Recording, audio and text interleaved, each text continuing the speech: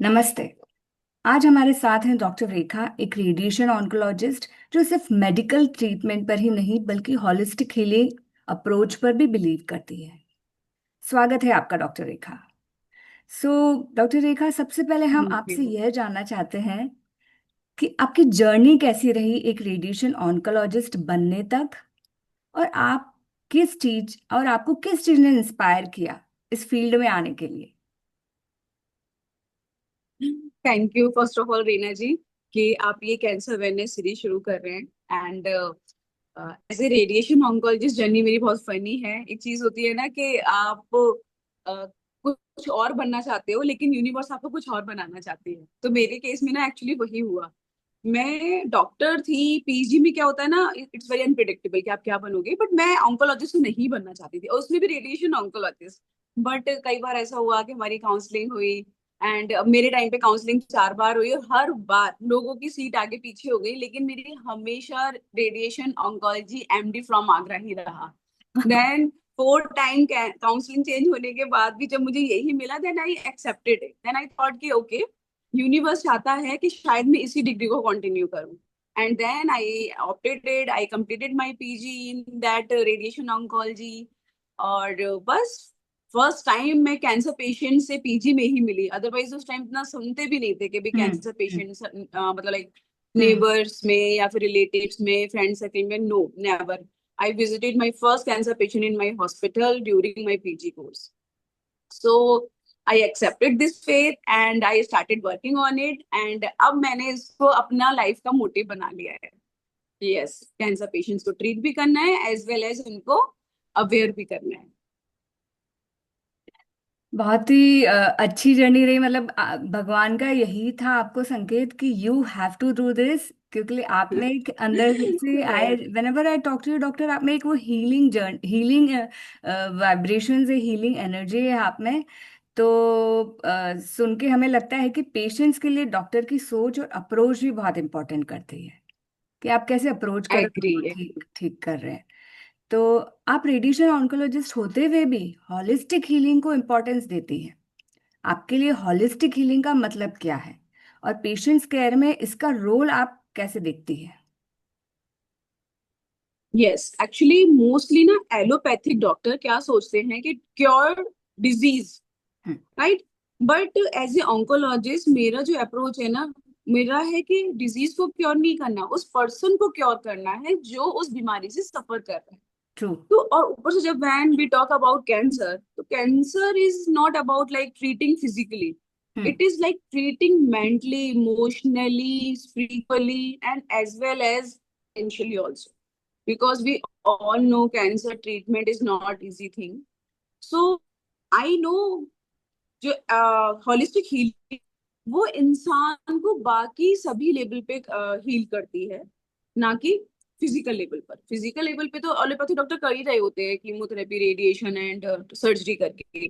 But holistic healing का role उनको mental healthy होने में बहुत हेल्प करता है। And I completely in favour of it.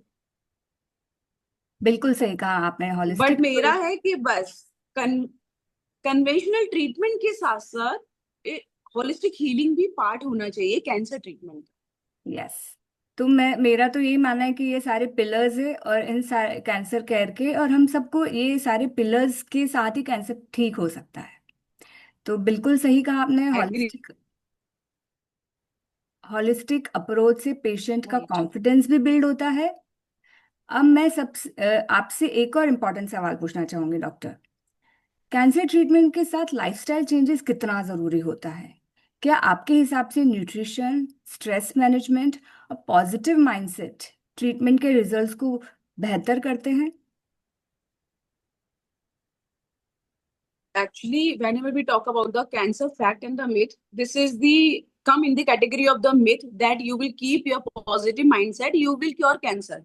But I in fear of this, when you will keep your positive mindset, it will help you in cancer treatment journey, right?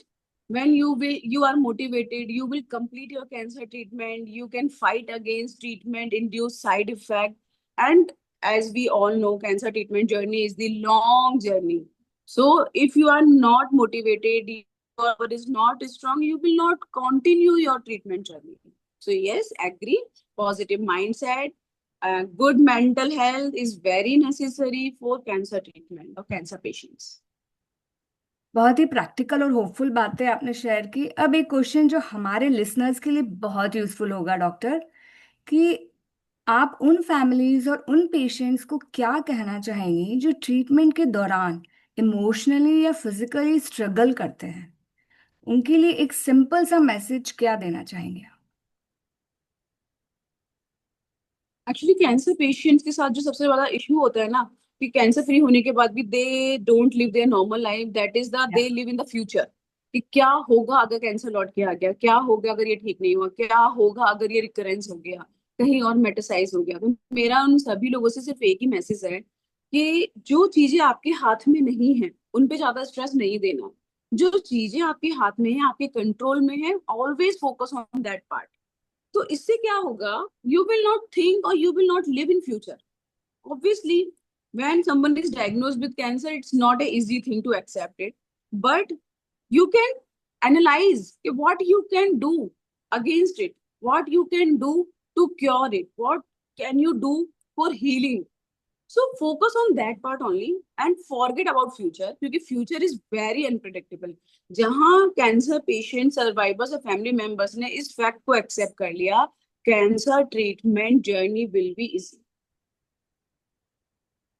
तो एक line में अगर एक message देना है सभी patients और families को कैंसर जर्नी में, जैसे ही उनको मालूम पड़े कि कैंसर हुआ है, एक लाइन में मैसेज देना है, तो वो क्या होगा डॉक्टर?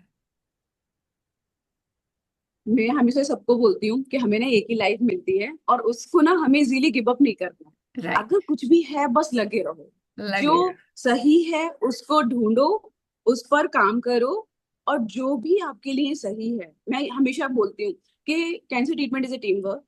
हमेशा अपने सराउंडिंग में एक स्ट्रॉन्ग टीम रखो और लगे रहो। Don't give up on your life. वाह। सो डॉक्टर रेखा, आपने इतनी सिंसियरिटी और पॉजिटिविटी के साथ हमें गाइड किया, उसके लिए बहुत शुक्रिया। हमें पूरा विश्वास है कि आपके वर्ड्स लिसनर्स के लिए एक हीलिंग टच बनाएंगे। So thank you doctor. और वापस से आते हैं हम अपने नेक्स्ट पॉडकास्ट सीरीज के साथ। अगर हमारा ये पॉडकास्ट आपको अच्छा लगा तो प्लीज़ शेयर कीजिए, लाइक कीजिए और कमेंट कीजिए। Thank you. Thank you so much Reena ji.